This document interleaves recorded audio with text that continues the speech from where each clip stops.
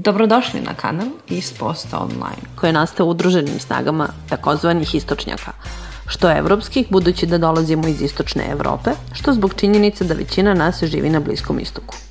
U rubrici Život u Emiratima na našem portalu od samog početka smo objavljivali tekstove o životu u Ujedinjenim Arapskim Emiratima.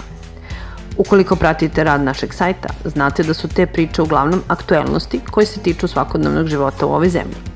Međutim, zahvaljujući podršci nekih prijatelja portala, a potom i ohrabrenju koje smo dobili gledajući fenomenalnu Irinu u Kanadi, odlučili smo da se okušamo sa serijalom koji bi mogao da približi život u arapskom svetu svima onima koje bi to moglo da zanima.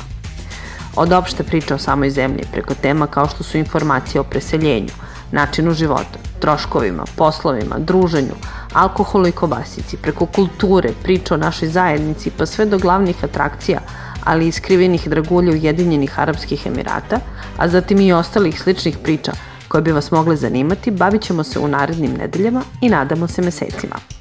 Ukoliko vas interesuje kako izgleda preseliti se i živjeti u Emiratima, da li ste stranac i ko vas obaveštava kada Eurokrem stigne u lokalnu samoposlugu, da li svi živimo u Dubaju i kako se snalazimo za kiseli kupus, lajkujte ovaj video i zapratite naš kanal.